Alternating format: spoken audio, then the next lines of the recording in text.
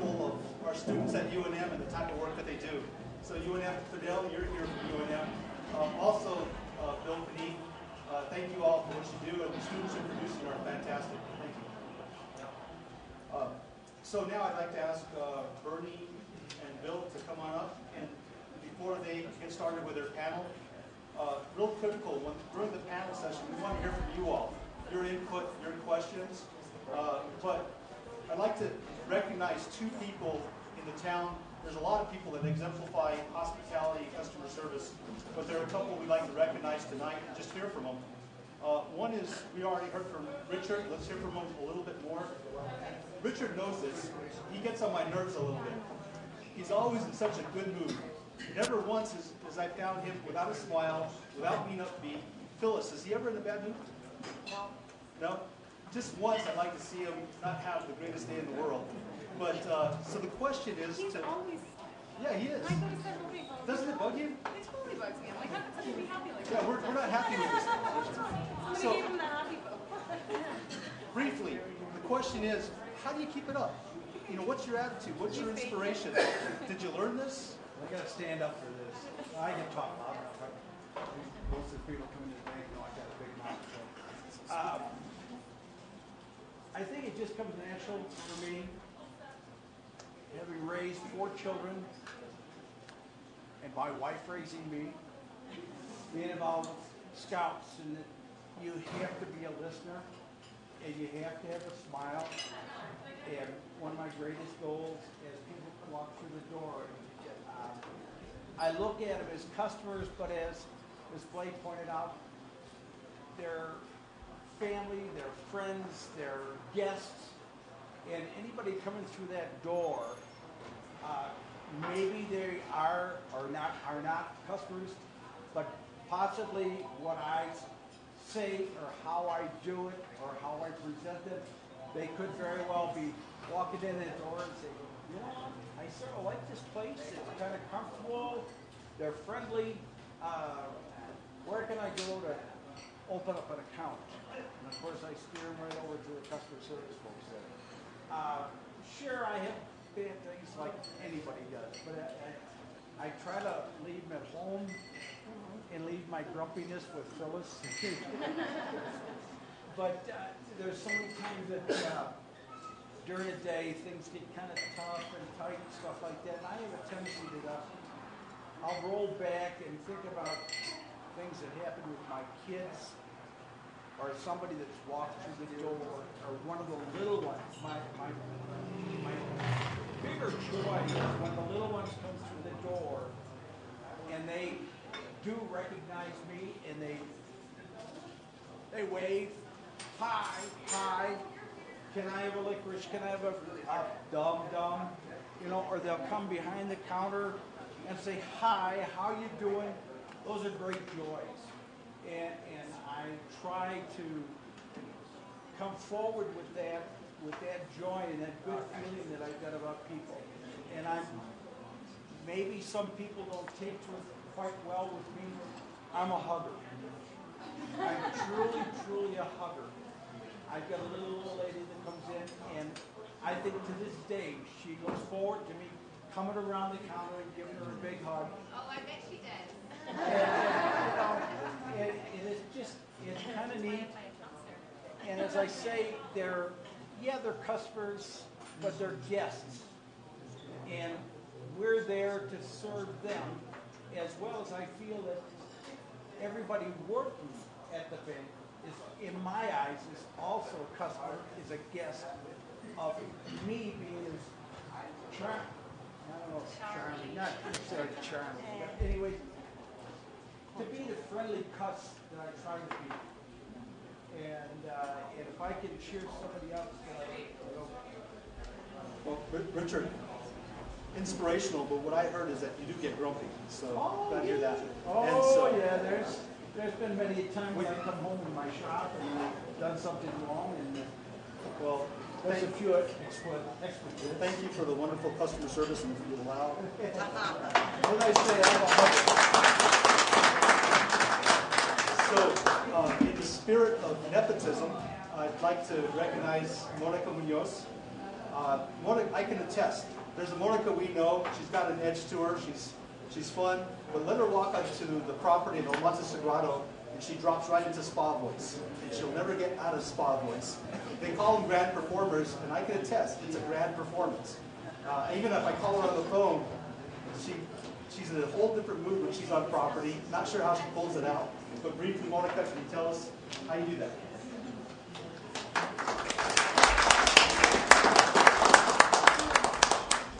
Well, for me, I'm lucky that I get to live in Taos and do exactly what I love doing. I've been in the spa industry for 11 years, and when I came to Taos, I fell in love with El Monte Sagrado. And Christy Olson hired me in the spa. I had 10 hours a week when I started, but I was determined to do exactly what I wanted, and now I'm the spa manager. And Christopher is exactly right. For me, going to work is the one place where I can let go of everything else and feel that I'm on stage. So I don't have to be a Monica that lives where I live, dealing with my laundry and my dog and everything else. I get to go to work and perform. And I choose to be a character that is smiley, friendly, and intuitive. And I think it really just rolls down the line. And I love what I do.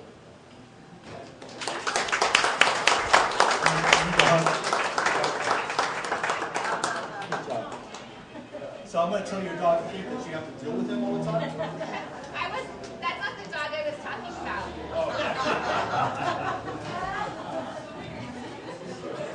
That's harsh. So let's get to our panel. And again, I want to encourage participation. If you have a question or some input, we want to hear from you. It's being streamed live on the internet right now. I want to thank Bobby Ortega for being willing to moderate for us. Bobby's been a community leader here for many years, a vice president at Sentinel Bank, and always stepping up to help out the community. So Bobby, I'll hand this off to you and let you take it away.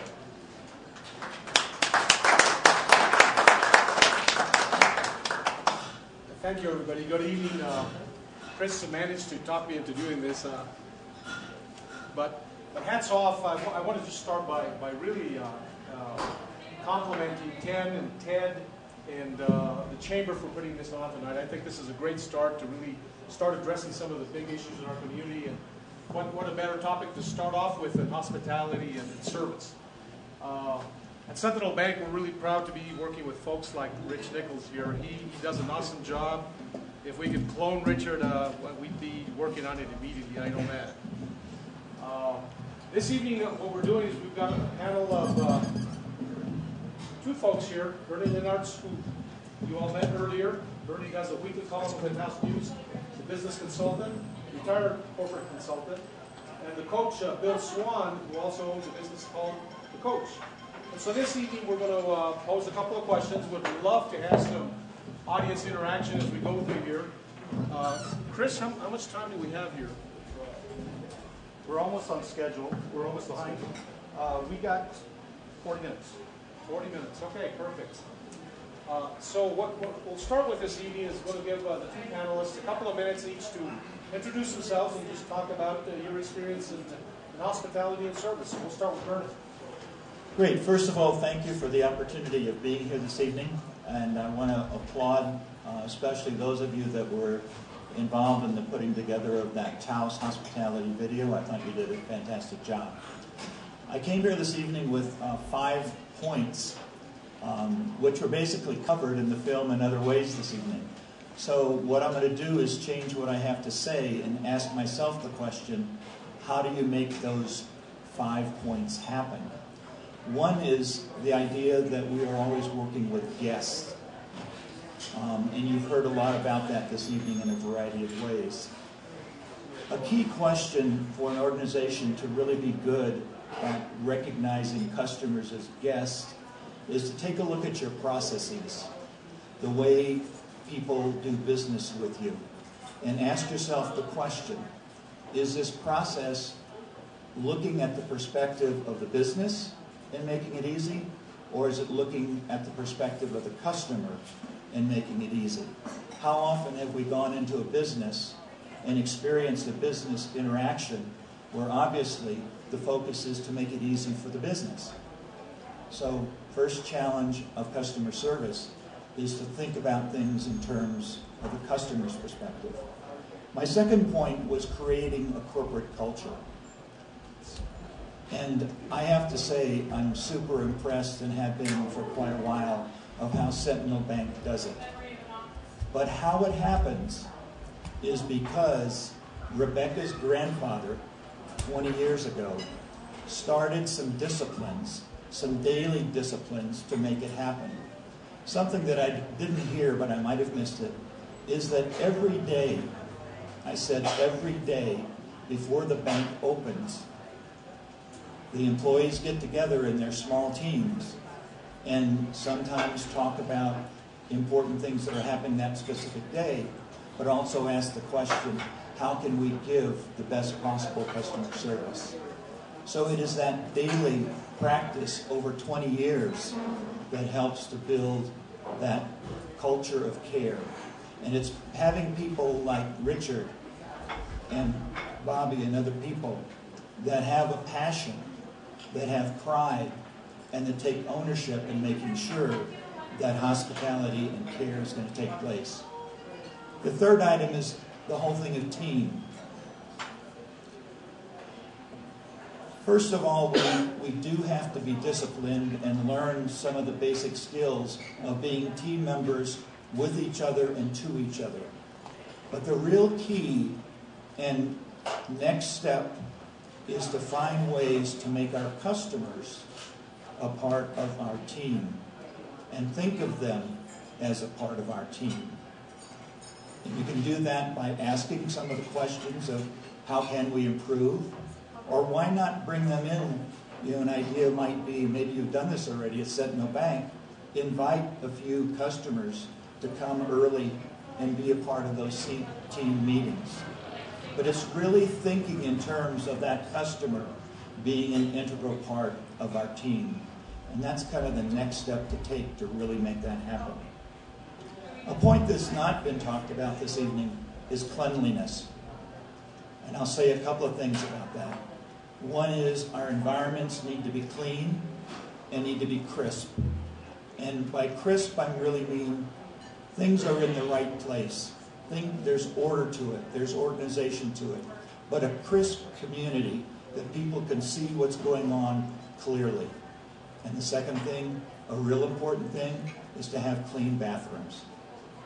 Think of what an impression a clean bathroom makes. And my fifth point is that of being personal and professional at the same time. Again, I'll point to Richard.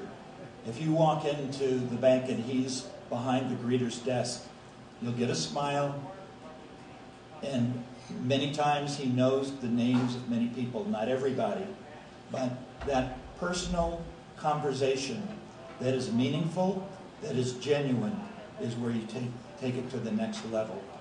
And being professional, in whatever business you have, there needs to be a set of standards of what it means in your business to be professional. Sometimes that can mean what you wear. Sometimes that can mean what the words that you use, various interactions that take place. But it's knowing that you're personal with every person and professional at the same time. You want to be their friend, yet you are their personal consultant in whatever industry you're in. So again, I say thank you for being able to be a part of it this evening. I look forward to your questions. Thank you very much, Ernie. Now we'll move on to Bill. Hi, everybody. I don't have 5 points. I wasn't sure I was supposed to have any points. But I love that film. I tell you what I heard. I heard a whole bunch of empowerment. I think they said it. I think a number of the people said we have to empower our employees. I've owned a small inn. I've owned a retail store. I've been a consultant. I teach sales, and I teach customer service. And when I started when I wanted to teach sales, in fact, when I owned my retail store and the stock market crashed, it was rather evident that things were going to get rather rough rather quickly. So we decided the only thing that we could do in Taos, New Mexico, was to improve our customer service. We had to be the very, very best. I had only had 5 employees, but we brought in a sales trainer because although this may be the exception, I believe that customer service can be taught.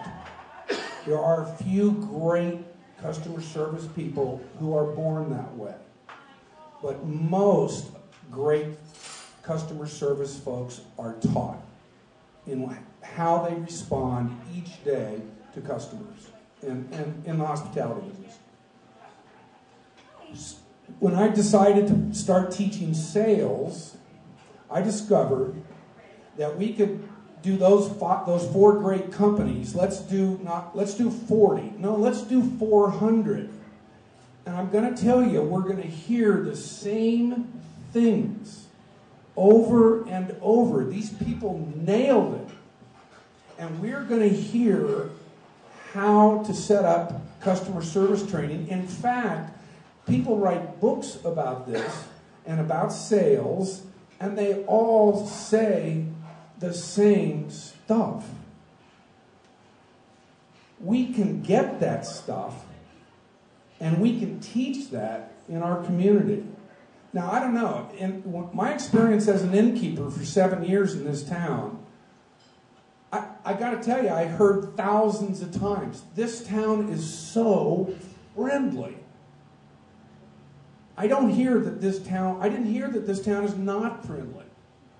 So that was it's very encouraging to me. I believe we have a fairly high base to start from.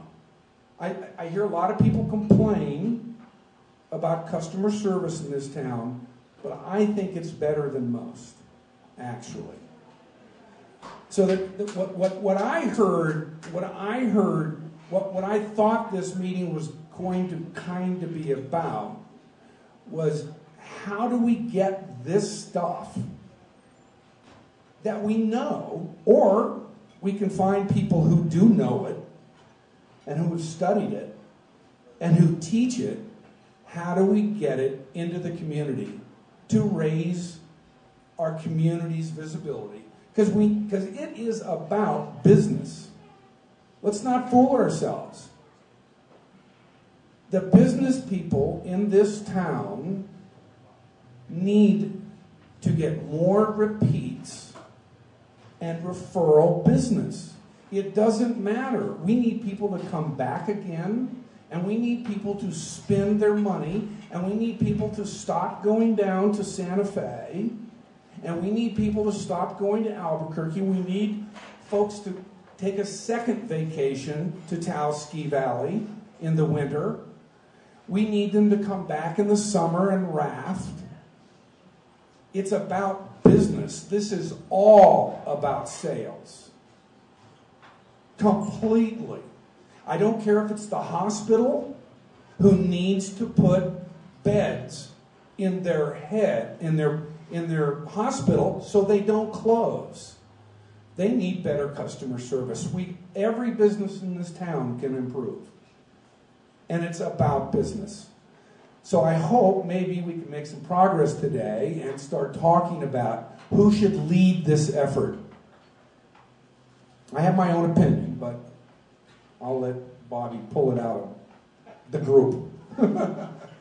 Thanks, Bill. That's exactly where we were headed here, and I wanted to pose that question to Bernie as we continue our discussion here. You shared 5 really good standards for service that a business should incorporate. How, in your opinion, Bernie, can we take that and actually implement it as a community? How do we as a chamber, as a group, as 10, as individual business owners out there, how can we implement and improve customer service in this community, in your opinion? I've been in Taos for about 5 years. My wife and I moved here about 5 years ago. And from the very first day we were here, I heard from individuals that were customers and some business owners that an issue was hospitality and customer service. So we haven't solved it in the 5 years we've been here. The couple of things that I think need to happen. Some entity like Chamber of Commerce or 10 or whatever, I believe needs to set up a set of standards of what we really see as, let's say, the top 10, top 12 standards for hospitality. And then we ask businesses to buy into those standards to the point that they're willing to be measured and monitored about those standards. To me, we don't grow, we don't develop, we don't improve unless there's measurements and monitoring and then support in the areas that we need to improve. But there has to be a long-term commitment and a willingness to be evaluated, to get the input from our customers, and then to be disciplined and open to change. And we need to call each other on places and experiences where we're falling short. It really is going to take a commitment that's long-term and a willingness for people to buy in to that type of rigor and rigorous examination of what's going on that's good, that we can repeat and grow on, but what's going on that turns off some people too. So it's that long-term commitment and a discipline, creating standards, and really the follow-up with measurements and monitoring and support to make things happen. Yes, we got a question from the audience, Stephanie. You know, and I'm so positive about tonight's event. The one thing that troubles me as I look from an outsider is the people that get hospitality, they get hospitality. I mean, they understand it, and they're probably here. The places that we go into that don't get hospitality, how do we get them on our map? How do we go to somebody and say, hey, how do I use the word right? You suck. You have bad hospitality. You're not stepping up. You know, your employees are just not doing the right thing.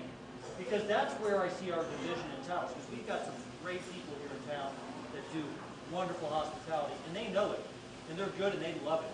You know, most of the people in this room. How do we get the guys over here onto our page without hurting them, or how do we pull that process? That, to me, that's the big puzzle here that we got to figure out. That's a great question. Where do you want to start? You've been easy on him. I'm Okay. holding one for you. Next week, I just submitted an article. I've been doing a series on integrity. And I just submitted one today that will come out not tomorrow, but next Thursday. And I talk about the path to integrity. And one of the pieces there is to be willing to speak up, stand up, and do some confronting. And I do believe it is our responsibility as citizens and team members of the community to sometimes go into a business and say, I'm not going to call them, whatever it is, but I'm going to say, can we talk about some experiences that either I've had or I know someone else has had, and are you interested in really talking about this openly and honestly? And are you willing to look at and even be a part of creating some standards for yourself and others? I really think we need, just as we need to see our customers as team members with us, we need to go out and seek some of those customers of our plan and process for more hospitality. But it's going to take standing up for values, for standards that we believe in as a community, and be willing to confront some people. Change doesn't happen overnight, and change doesn't happen just because we want it to. It happens because of personal and professional interactions that we can create and we can make happen. Thank you, Bernie. So Bill. Well, yeah, can I respond here? I like the idea of inviting people in. I love that. I love the inclusion of that and inviting all the business owners into the process. I think that's critical.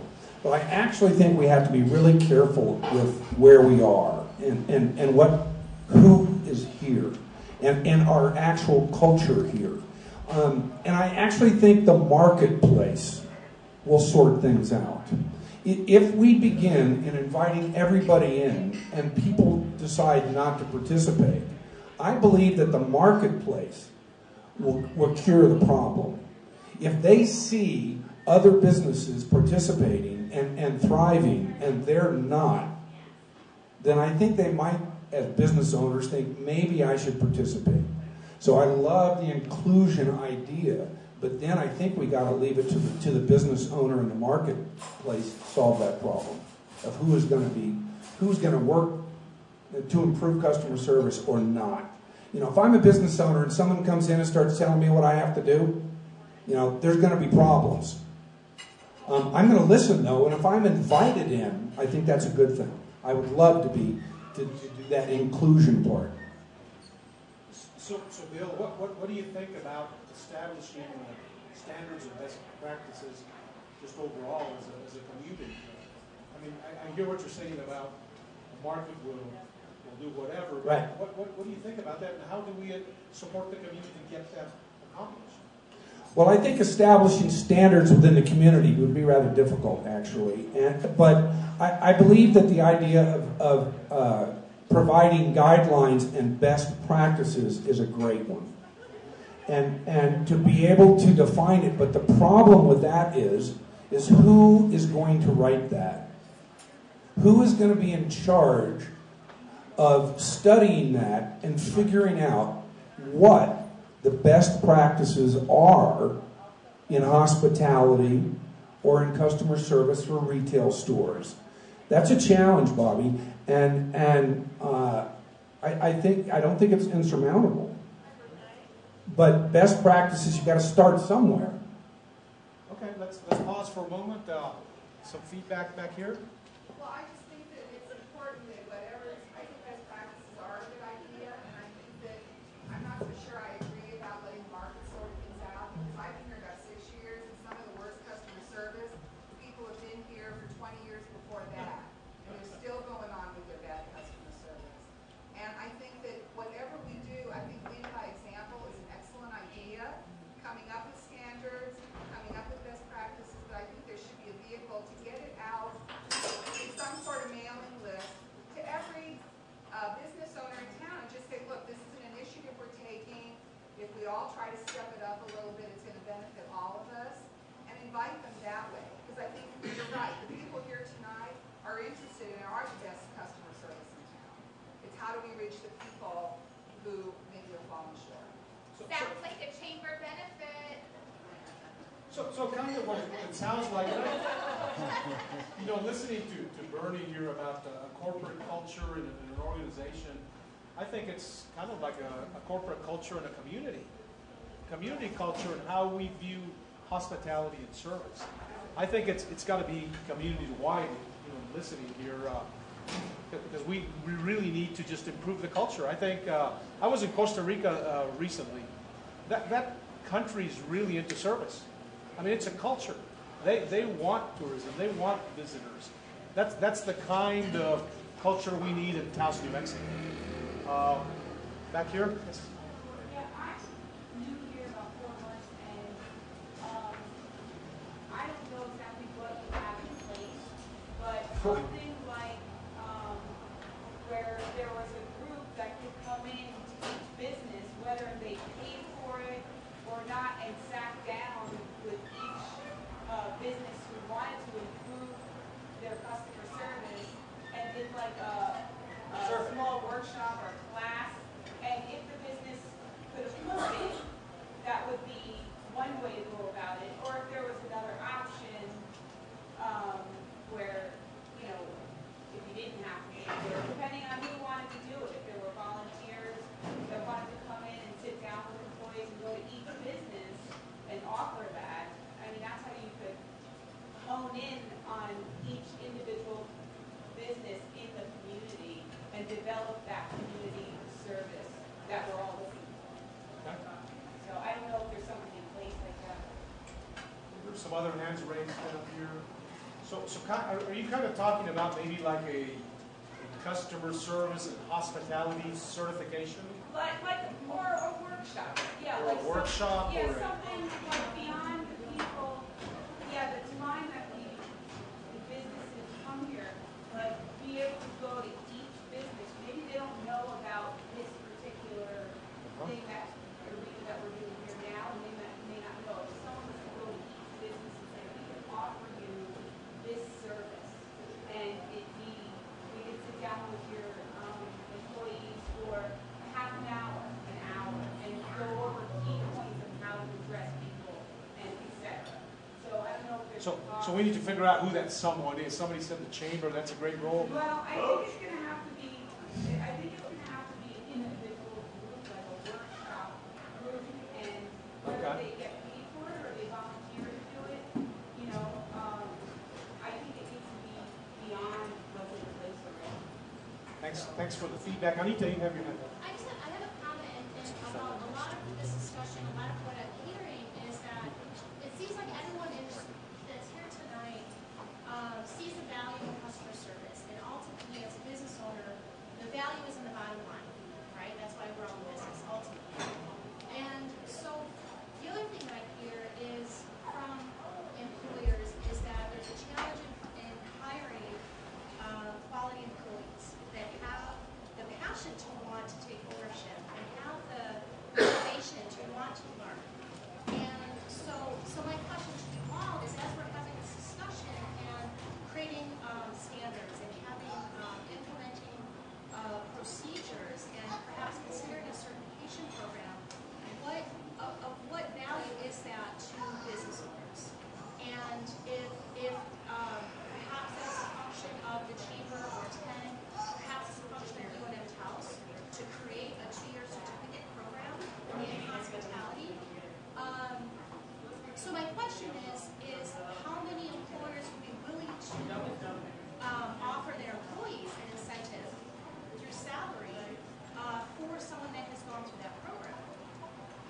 Furthermore, the second question is that how many employers would be willing to pay for their staff to go through that certification program?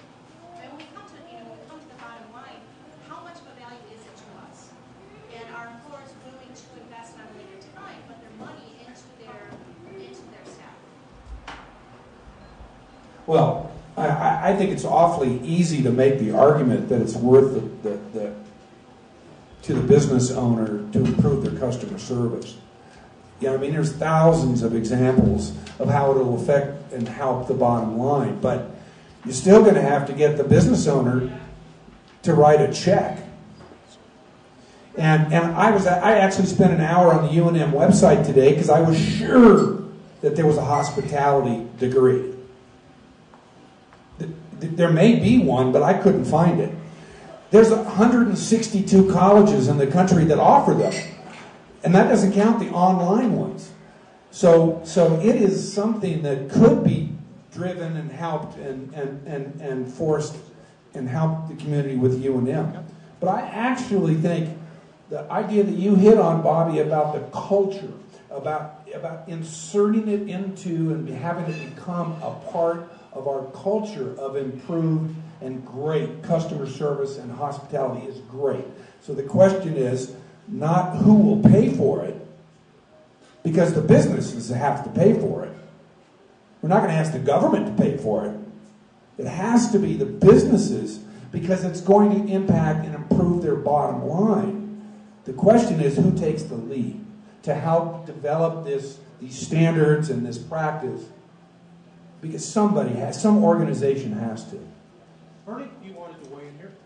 I'd like to pick up on a piece of what you said about how do we get employees to move from just punching the time clock. I mean, you didn't say that, but get them to the level of ownership and pride and passion. I mean, if we had a lot of Richards and we had a lot of, other folks that are bought into it already, that'd be great. When I work with organizations, I ask two questions right up front. What are your values? Because so often I mean, values are at the foundation of everything we think and say and do, period, the end. Values are the foundation for everything we think, say, and do. If in a team of people you have a common set of values that you are committed to and can little by little commit to each other to live those values, and you are, in a sense, checking up on each other and encouraging each other, developing each other, that makes a difference in the culture. The second part there is developing guidelines. In every organization I work with, we take, really within an hour you can do this. We identify 9 guidelines. And 9 I just picked out because you can draw a box and two things and there's 9 boxes. But 9 things that they're willing to live up to. And most of the time they include communication. You and I talked about that earlier. Communication, communication, communication. Telling the truth. Doing what you say you're going to do. Doing it. That comes from the Disney University. Do what you say you will do. Accountability. Those are just a few. Again, if we set and understand values, and we set and are committed to holding each other accountable to guidelines of how we interact with each other and how we interact with the customers, and we measure it. Again, I come back to measuring and monitoring and supporting what we find out. It is the long-term discipline that makes a difference. I worked with General Motors process called Standards for Excellence for about 7 years. We went into dealerships to change, to develop a culture that cared about customers. And we always used the standards that were set by corporate but set by the individual dealerships. But we used the J.D. Power surveys that all of us have taken in terms of buying a car or having a car serviced. Those were our measurements. So when I went into a dealership, and I worked with them every other week, I had about 20 or 20 dealerships at any point in those 7 years to visit at least every other week. My job was to be a facilitator, to be a disciplined person, and set up CITs, continuous improvement teams. So we looked at where the scores were low, and then we had representatives from each department, the lot people, people in the office, sales, service writers, technicians. So every department was involved. And we asked the questions, what do we need to do in your dealership to make this happen? To me, the problem of hospitality is solved by long-term commitment and creating disciplines that you deal with every day, and I underline every day, and it becomes a part of the culture after 20 years. No, before you can do it within 2 or 3 years. I don't think you can do it with 1 or 2 workshops or a little bit of follow-up. This stuff takes time, and it takes, the buy-in, the ownership, the passion, the pride, that this does make a difference. Yes, it's going to cost some bucks, but it's not so much a question of where the dollars come from. It's a question of holding each other accountable. Thank you. We're going to start wrapping up our conversation here and coming up with some takeaways here, and I'd like you all to think about that as we close the discussion. What are the takeaways from tonight? Mark, you have your hand up if you want to. I don't know. It's a crazy idea. Okay. So the problem is the good people already get it and the bad people don't get it. And you're going to set a bunch of standards. How about we make the chamber the bad people sorry to pick on you? And we do mystery shoppers. We've got the best of towels all over town. Best of best, best of best. So we have mystery shoppers walk into places and do ungodly things, act like bad customers, and see how that shop responds, how that hotel responds, just for fun, as a way to get feedback, because the bad people aren't going to come to us and say, hey, we want this. So we could go to them and say, hey, by the way, you're not that hot. That's my crazy idea, and I'm shut up. Okay, there's a few folks that haven't. Here we go. Hi. Sorry, I just wanted to actually put out there, though, you're actually not talking about customer service, you're actually talking about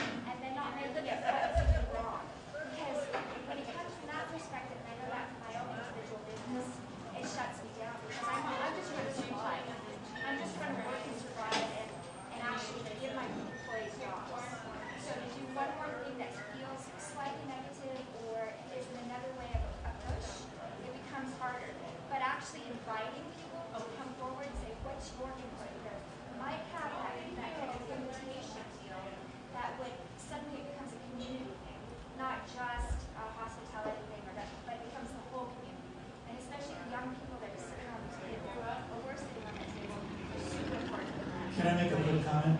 Sure. I really think that's an important key, that the standards should not be set by somebody removed, but set by representatives of customers, good customers, difficult customers, employees. I mean, when I worked with dealerships, the best ideas and the best standards that were set were by the people on the front line and set by the customers themselves. So Jamie, are you maybe suggesting that a group like this that gets it maybe come together collectively and put together a community summit that involves the public sector, the private sector, and we talk about this and try to come up with some positive direction?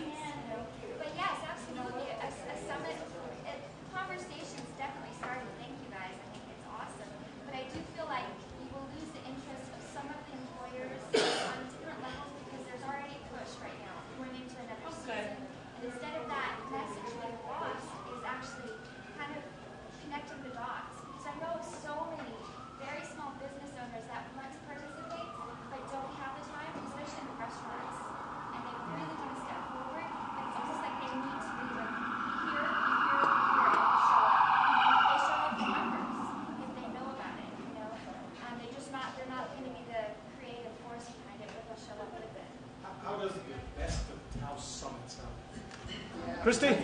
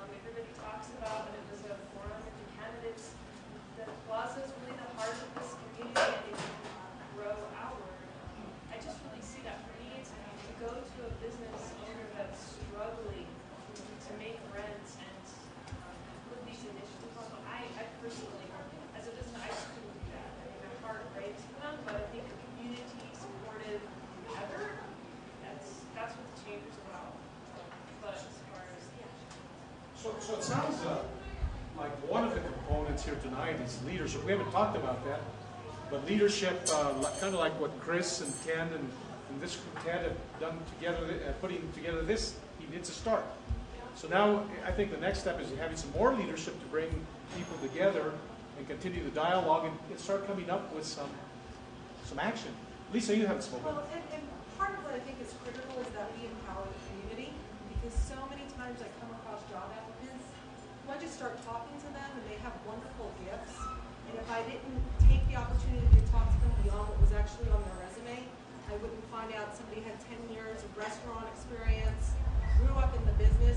So I'm finding there are so many people here who have gifts, that how do we market that? How do we present that to guests and people who come here to town and empower them? I think that there's a two-part equation. It's not just at a business level, but it really truly is a community effort.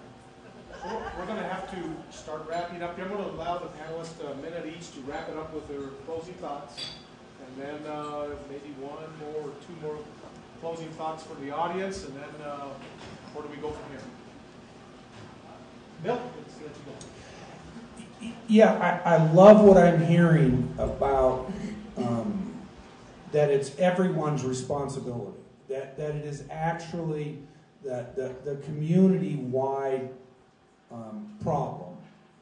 But I also am concerned that we're going to spend a lot of time trying to figure out what good customer service is. It's not rocket science, and it's all written down, and it is not that difficult. What I'm trying to say, it's not that difficult of a process. This is not going to be really hard. We can do this. We can make this happen. But it's going to take somebody stepping up and taking a leadership position. I actually think it should be the Chamber of Commerce. That's the way I feel about it, is that it's a perfect opportunity for the 12 board members and the employees to say, we can make this thing happen. Thank you, Bill. Yeah. Bernie? I do believe it boils down to not just a person, but a group or an entity such as the Chamber to take the leadership and create a long-term process. Again, you've heard me say long-term. Long-term and discipline and measuring and monitoring, to me, makes all the difference in the world. And it does take involvement from the spectrum, the people that do it well, the people that don't do it well, the customers that have good experience, the customers that have bad experience, and that you intentionally get that input. And it does require some confrontation and some putting yourself out there to make it happen. I'm not sure a summit, I mean, I do believe that it's good to come together, but to me that's not the place to start. It's picking up on a lot of the people that have a passion for it now, and then putting together a long-term process that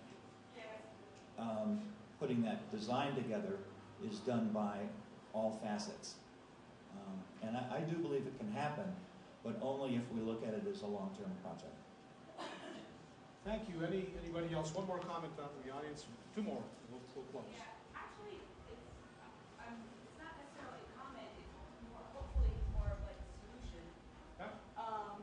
Basically, I would think that maybe a newsletter or a survey, if they chose to, if the group chose to do Chamber of Commerce and have them lead it, they could possibly lead the newsletter, reaching out to communities, dropping off the newsletter about what they're expecting from their community and how to go about getting the good service, leaving a survey with each individual business so they can fill that survey out, and then have a group come together, whether it's a volunteer group or it's like the panel that want a council, they can choose how far they want to take it. So depending on who wants to be heading that, that's a really good way to reach out to each business and your community and bring it together so that it actually serves a purpose. What was your name again? I'm sorry. I didn't Marie. get it. Thank you. Thank you very much. Rich, you had one. Final. I don't have a question. I've got a statement. There's something dramatically lacking in Taos, and that's Taos pride. You don't have the general populace proud of Taos. I'll go back to the elections. You see the minimum number of people that turn out for the elections. What indicates to me is, I don't give a damn. It is what it is. It is what it is. I'll get whatever. If we could develop that Taos pride, and the populace would go into a store and they would be expecting hospitality, that would, if I want to say, force that business to say, damn, I got to do this. The people are now asking for that kind of service. And I don't see that with a good portion of people. It's just, okay, it is what it is. Good point. I think we all agree that there's room for improvement and that it is important for our community. And so I just, with that, want to close and thank you all for your participation. I want to thank the panelists. I want to thank Allison from the Taos Inn and Nariana. Did she leave? Those were some great videos, and all the folks at the videos. Monica, thank you, and Rich. And I'm going to turn it over to Chris to close it up for us. Thank you very much, folks.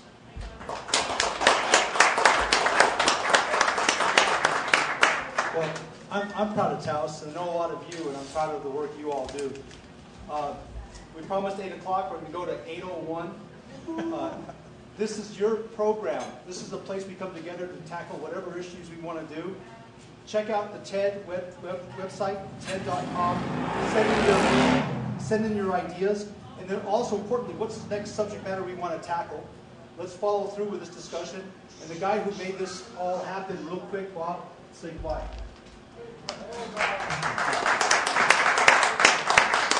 Thank you all very much for coming. I hope you enjoyed our program this evening.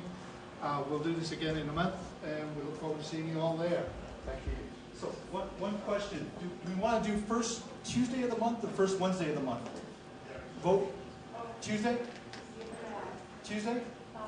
How many want first Tuesday of the month? How many want first Wednesday of the month? Tuesday okay? Tuesday's fine. All right, next first Tuesday of the month. Thank you all.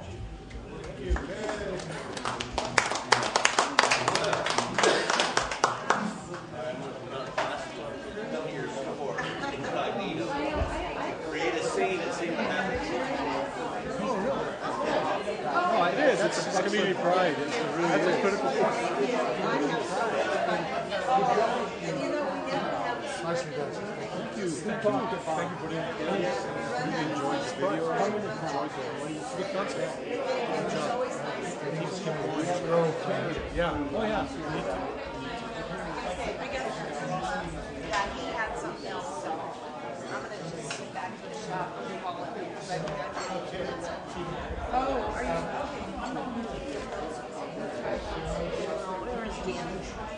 okay.